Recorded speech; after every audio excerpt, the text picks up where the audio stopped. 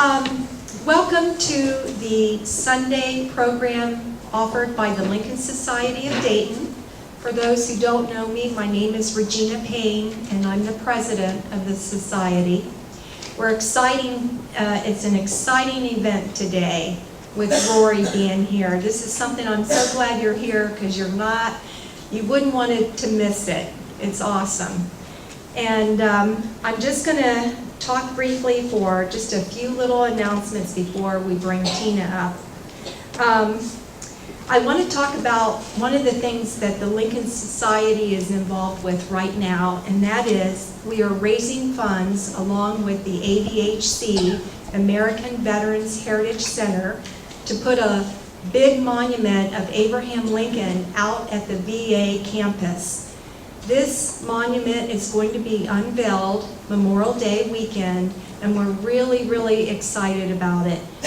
It's to commemorate his involvement of signing legislation to care for our veterans.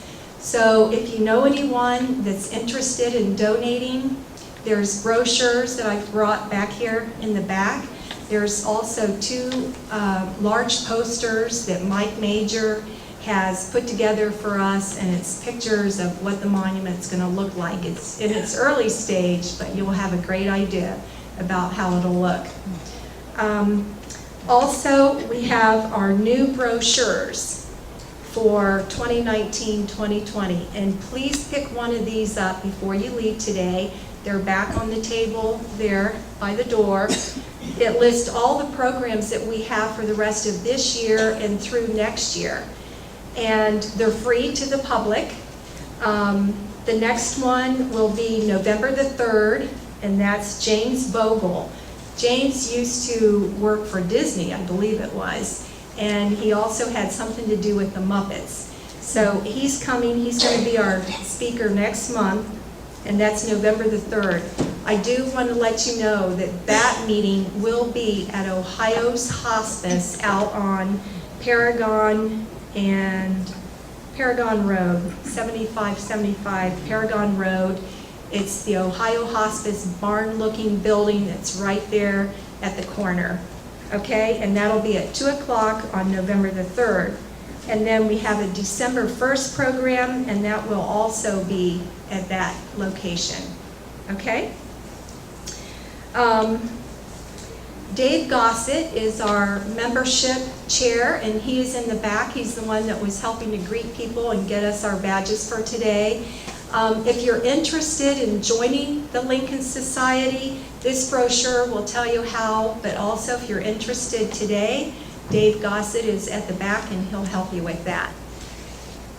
We have single memberships, family memberships, and student memberships, and it's not very much.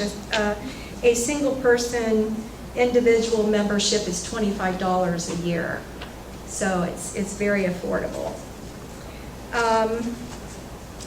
Margaret, is Margaret still in here? Margaret's going to come up and tell you about some exciting things that's happening with the Dayton Women's Club. Hi, and I'm also a life member of your Lincoln Society of Dayton, so I appreciate you all for being here. This house was actually opened in 1850, so if you had a story about Van Landingham, the Copperhead dude, he was right next door. And one of our original members actually bought his house after he took care of himself down there in Lebanon and tore it down.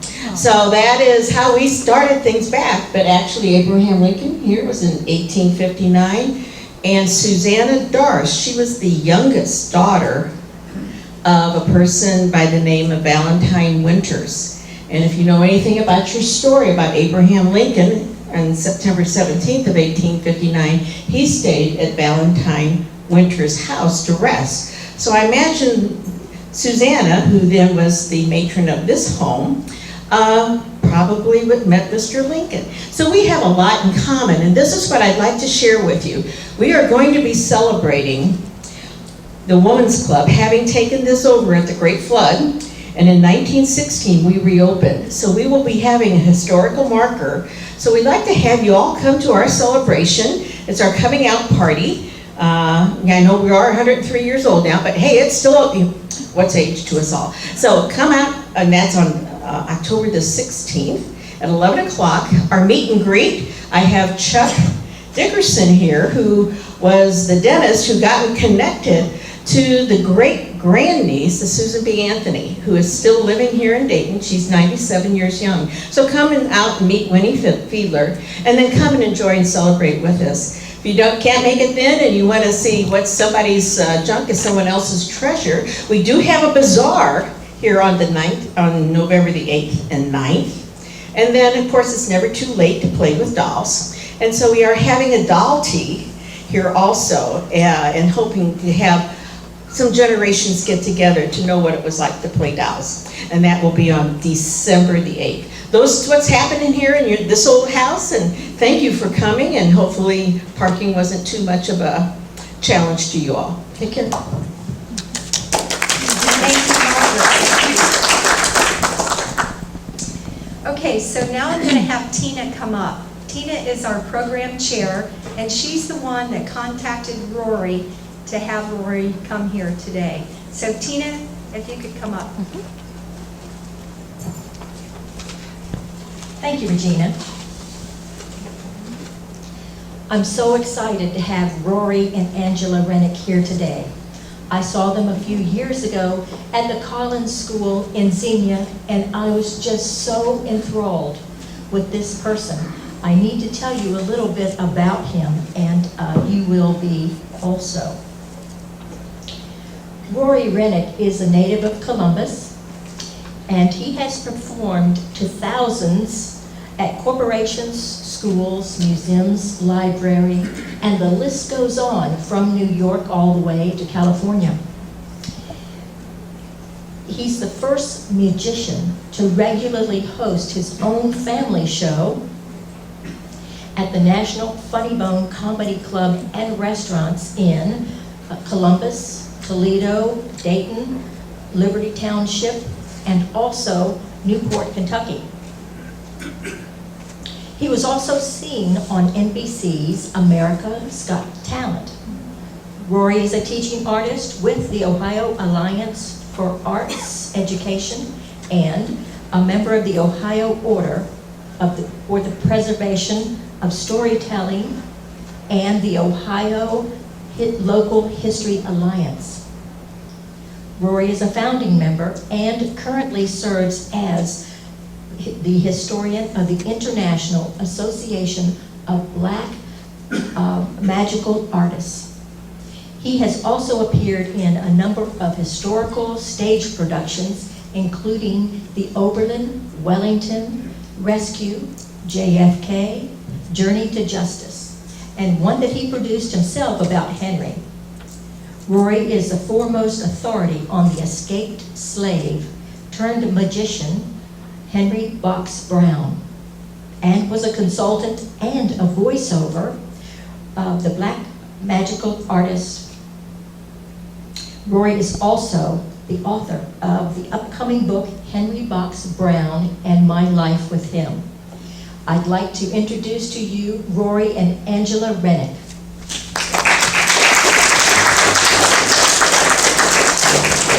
The year is 1878. And America is finishing Reconstruction. The residue of the Civil War lingered as our country found itself in the midst of social, political, industrial, economic, and even spiritual reform. These reforms found their most positive expression in entertainment. You see, the United States was on the brink of replacing Great Britain as the entertainment hub and envy of the world. One of our citizens, after being away in England for 25 years, has returned to be with us today. Visualize a stage being lit with many candles, a small orchestra providing music, and your 10 cents has granted you admission to experience an evening of wonderful entertainment.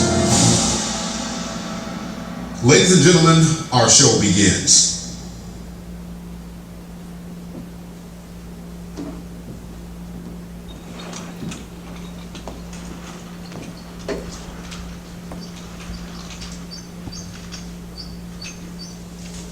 Good afternoon. and welcome to the African Princess Drawing Room Entertainment, featuring Professor Henry Box Brown, the same man who escaped from slavery in 1849. He has traveled extensively, entertaining hundreds of thousands of people as a lecturer, abolitionist, mesmerizer, and sleight of hand artist. Ladies and gentlemen, Professor Henry Box Brown.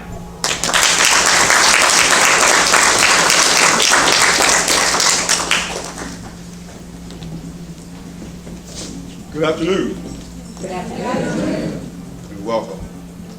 I'm Henry Brown, Professor Henry Box Brown, the African Prince, the king of all mesmerizers, and professor of magic. I want to thank all of you distinguished guests of this wonderful organization that recognizes and honors the rugged rail splitter, the noble statesman, and the great emancipator, President Abraham Lincoln.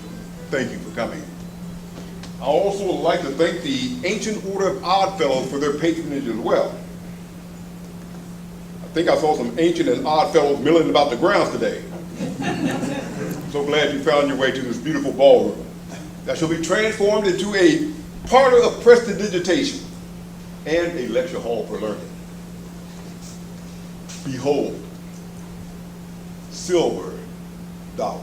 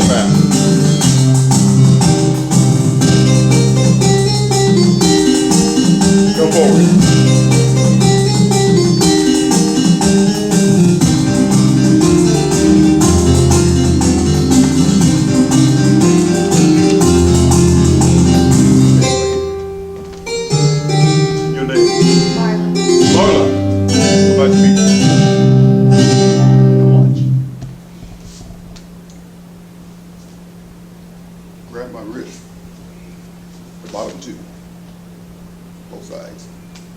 You know why? Magicians have been accused of putting things up their sleeve.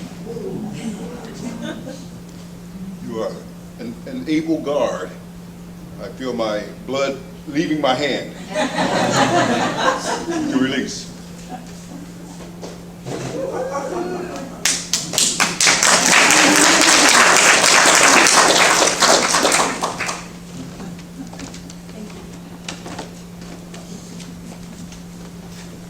It's no mystery that I love boxes. But this box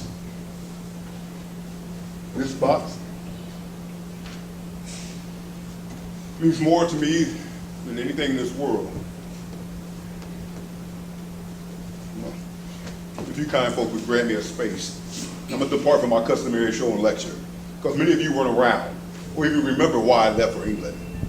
But after today, you will never, ever, ever forget my box. You see, I was born in Louisa County, right outside of Richmond, 1815, 1816. I'm not quite sure slaves weren't allowed to know their birthdays most usually. But of this I am sure. We were all the property of Mr. John Barrett. I remember him being a kind master at one point and a powerful man. In fact, when I was a wee boy, we used to think that Master Barrett was God and that one of his sons was Jesus Christ. But I soon learned otherwise. I remember my mama sitting me on her knee and she pointed to a wooded area and she said, "See those leaves, how they're torn from the trees by the wind and scattered abroad. So are slave children in the hands of cruel tyrants." That day did come. I was 15 years old. I remember I was excited. My mom and I and my brother, we ran up to the pastor's house. We went to the big house because he was on his deathbed. And, you know, many of us were set free on his deathbed. Pastor Barry, nigh to death, pointed to me with his long, bony finger. Come here, Henry. You are a good boy. I'm giving you to my son, William. You must always obey him and never tell a lie.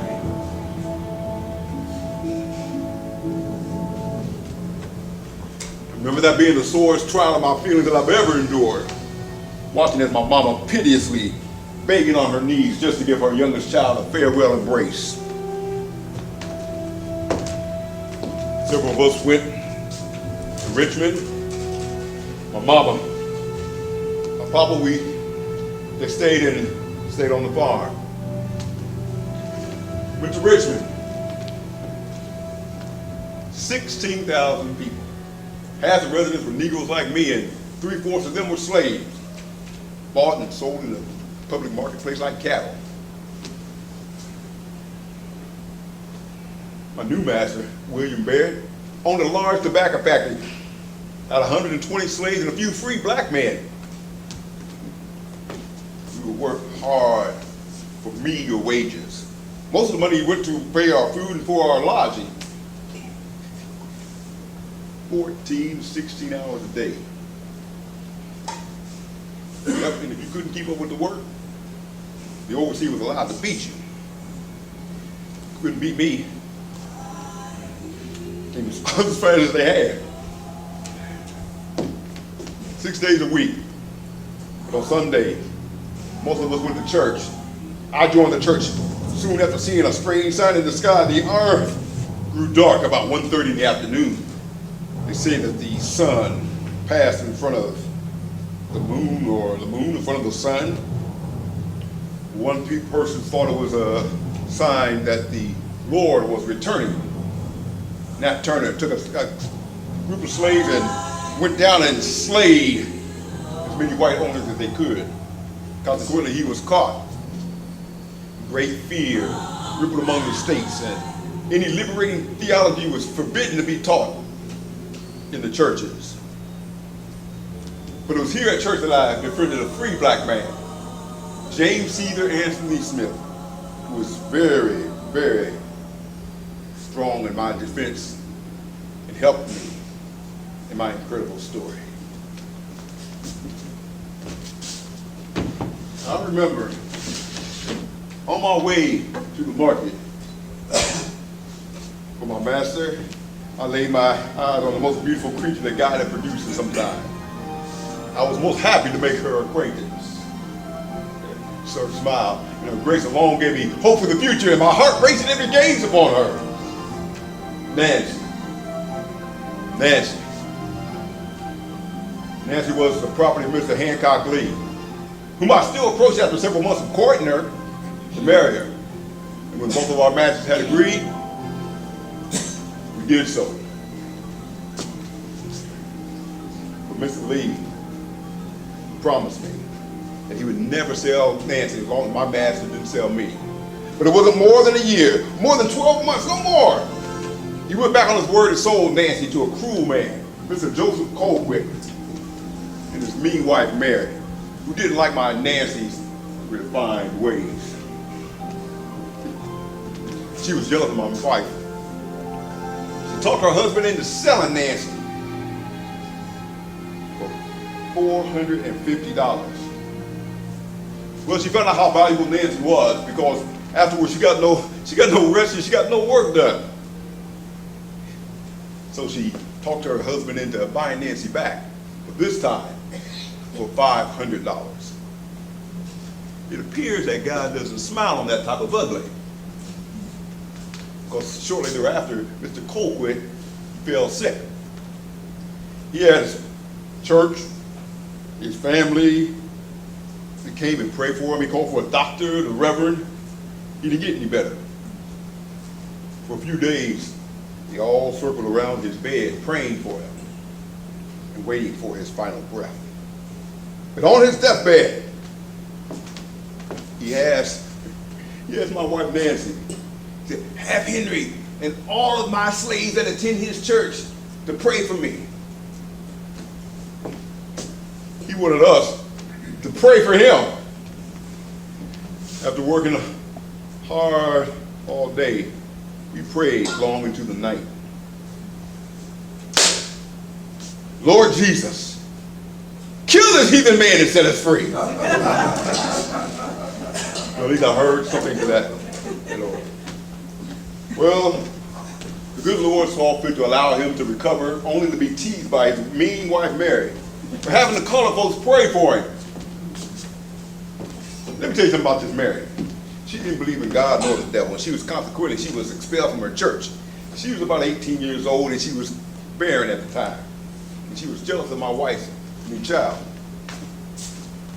Well, her constant teasing caused her husband to finally to deny that the slaves had even prayed for him.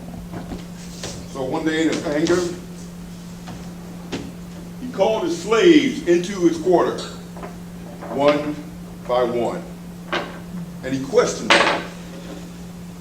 And everyone that had professed to pray for him, he whipped. No mercy, he whipped them. He couldn't whip me. I didn't belong to him. So instead, to get back at me, he said, I'm going to sell you Nancy the first chance I get. And he did. Sold her to a man named Sam Cottrell. Now here is the deal from hell. The price for Nancy was $650. But Mr. Cottrell approached me with an offer. Henry, I know you're a good boy and you want to do good by that woman. Price is $650. I only got $600. If you give me the $50, I'll make sure that she'll never be sold away from me. Yeah. $50 is a lot of money for anyone, much less a slave. What could I do? He could sell her against my wishes or against my knowledge. What would you do? What would you do? What would you do? Gave him the $50 and later that same day, the very same day, he made even more demands. My wife had to do extra laundry, and we had to rent a house from him a year in advance.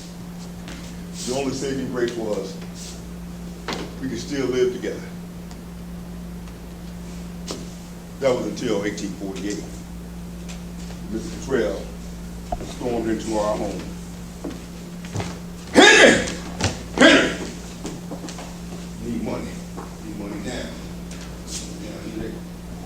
Henry!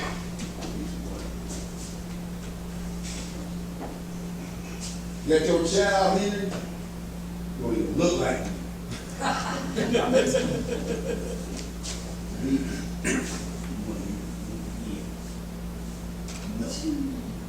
Need money, Henry. Money I will have. One way or another. We stormed out the house. My poor wife was carrying our fourth child. She began to cry. She said, maybe he'll sell the children. Neither one of us ate. I went to work until I heard the news. A friend rushed into the workplace.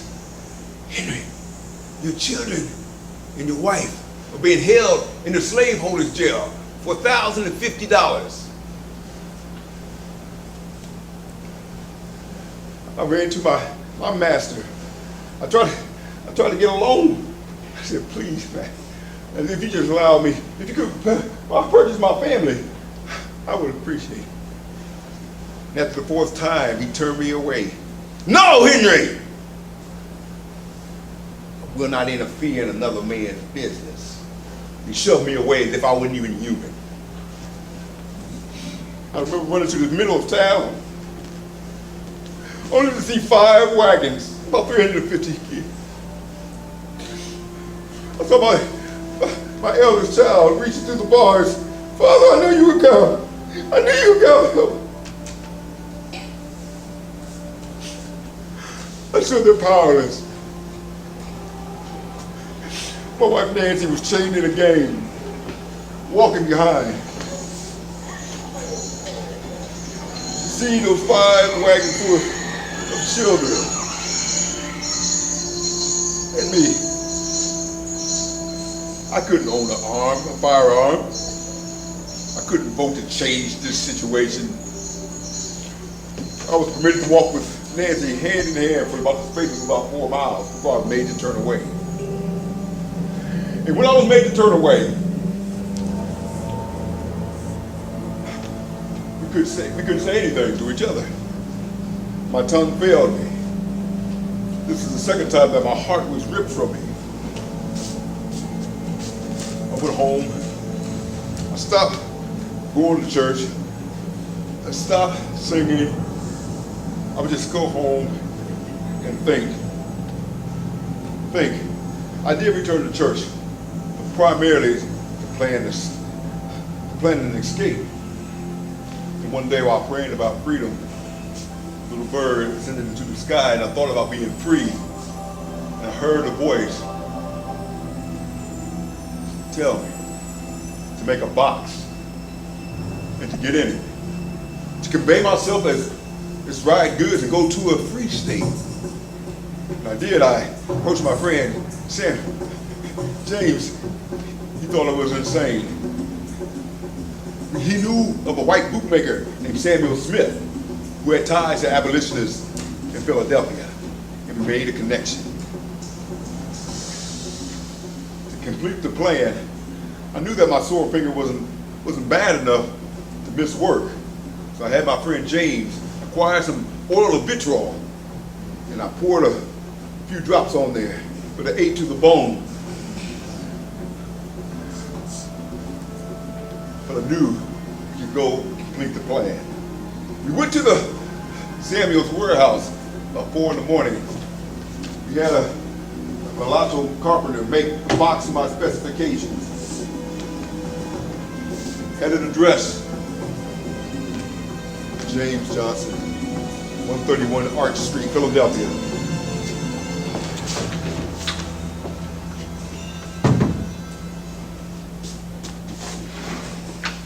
I took for my journey a small cracker,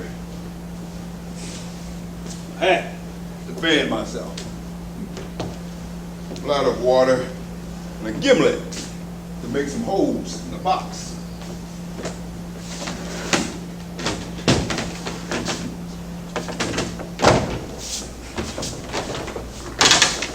Get lined. Keep out cold March air. Now remember, resigning my fate into the hands of the Almighty.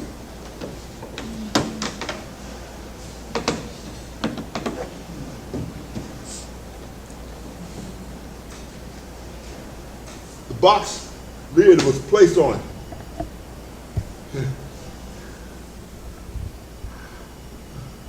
The box was placed on a wagon, then onto a train, and then from a train, it was placed on a boat. And while on the boat, the box was turned upside down. And I was in that dreadful position for about the space of an hour and a half. And I was delivered from the angel of death when 2 men wanted a place to sit, and they turned my box right side up. It happened again. When I was on a train, the box was turned upside down. The first time the box was thrown off the train, they said it was too heavy. But since it was expressed, they had to take it. I prayed. I remember the words of the preacher saying, men should pray always and not faint. My eyes grew hot. I was sweating. I could only hear the sounds of my children, the slave master, the whip. mind was leaving me. The box was eventually put on another train when it left the boat. And then, in the quiet, I waited. And I heard, "All right inside." "All right, sir. All right." The box was pried open. 4 men were in the office. Bill McKim, William Steele, Mr. Cleveland, and I emerged a free man. I was free. I was free. I was resurrected into freedom. And you don't know what it feels like unless you've been enslaved. The fame of my escape traveled abroad, and I was invited to speak at every anti-slavery and every abolitionist convention.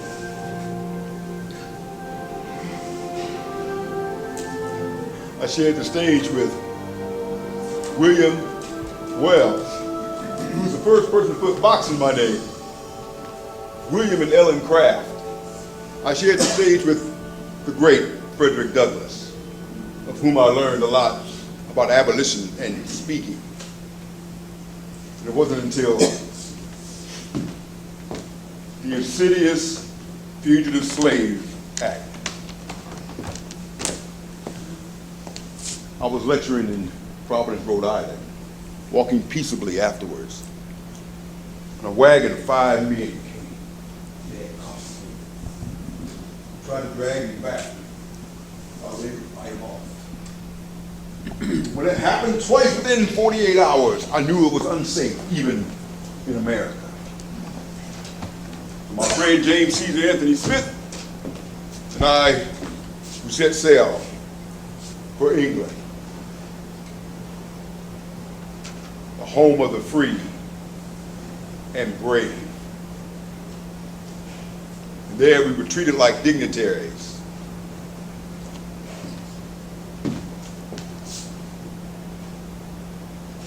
I save a little time. I'll just highlight some of my accomplishments. In 1850, when I arrived, for 25 years, I traveled with 4 panoramas. Imagine this wood beams with 2 rollers and a canvas sheet beside, but sewn together with others to make it over a mile of painted scenery representing my story. The stage was lit with candles and music would play and I would tell my story, and I was invited over and over throughout England. I traveled the country about 3 times. In 1852, I won 100 pounds in a court. I sued a prominent newspaper for libel. 1855, I found and married a teacher from Cornwall. We had 5 children and she helped me with my entertainment and lectures. 1857, I was in 4 theatrical plays. One was written expressly about me, for me. In 1858, I was initiated into the Royal Sussex Lodge at Windsor.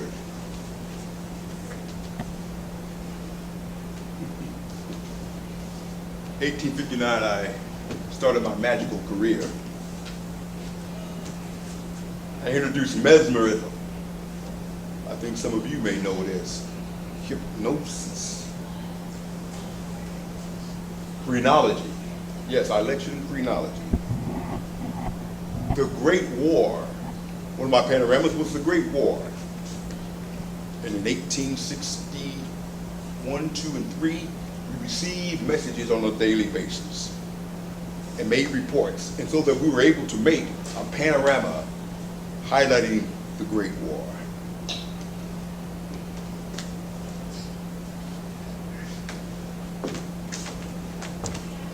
My magical career was another level of freedom. Freed myself from the confines of slavery. Freed myself financially. I was settled my area on the road for 25 cents. I freed myself spiritually. Although the abolitionists took me to a certain place, but there was more. I freed myself socially by marrying a woman of Cornwall in 1855. I returned to the United States in 1875. But before I left there, I wanted to share with you some magic. Would you like to see some more? One thing I did, there was spiritualists of the time who would borrow from the art of prestidigitation to the shame of creating false hopes and separating people from their money. I shall perform a feat without the conjuring of spirits for extra money. If I should have someone come and to tie me to this chair, I will expose one of the ways that it was done.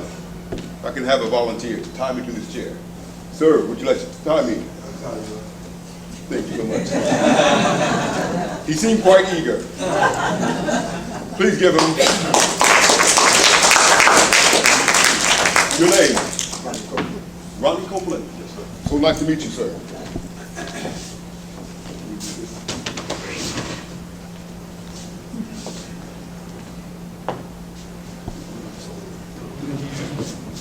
Yes, you was.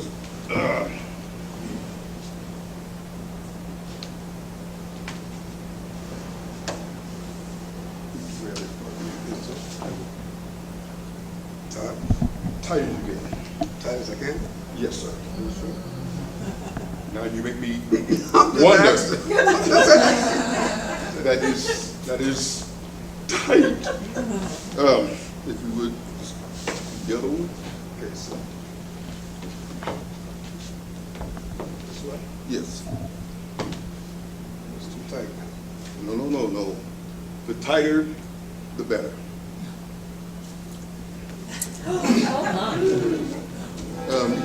You can put another knot in there.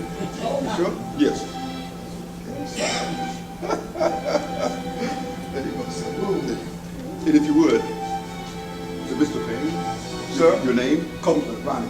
Mr. Copeland, yes. If you stand right here in front of the spots, because what's getting ready to happen, there will be a dark seance, and sometimes the rooms would be totally blacked out if it could be sufficiently done. However, I would like for this audience to see what you would not see in the dark. So if you was to remove your glasses, we will have you blindfolded. All righty then. No, keep it here. Oh, Sure. oh, sister. Yes. And if you was to stay right there and turn around, face the audience. Right there. That's good. Okay, all right now. This is different.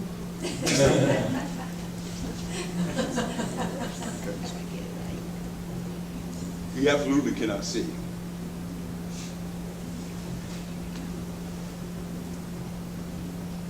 Mr. Copeland, please be as blunt and honest. If you can see, say, I can see. Can you see? I cannot see.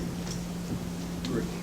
Now, in a moment, sometimes the spirit world would produce effects if you hear something unusual, or if you feel something unusual, please, I will ask you, and if you would answer honestly, there's no shame for you. It's just an experiment, and if it works, so much the better. If not, we will continue with another experiment. So you stay there. And normally, the room would be sufficiently blacked out. Spirit, make yourself known.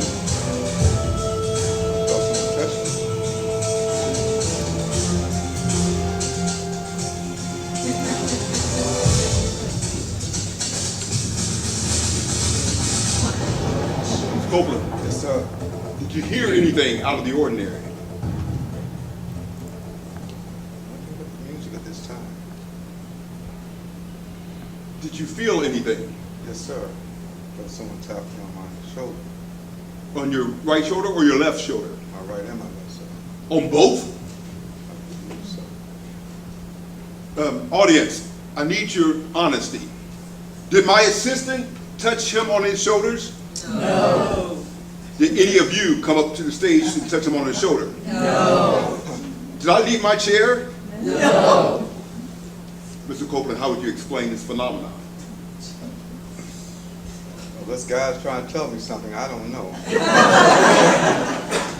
Feel free to remove your blindfold.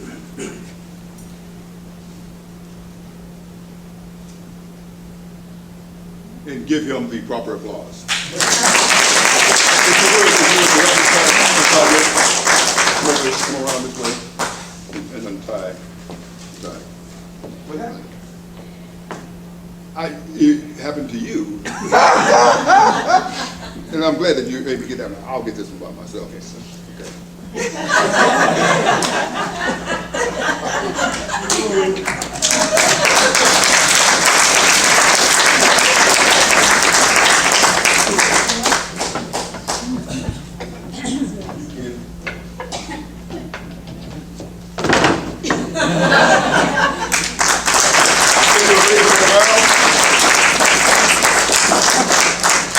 And I'm sure they'll tell you what happened.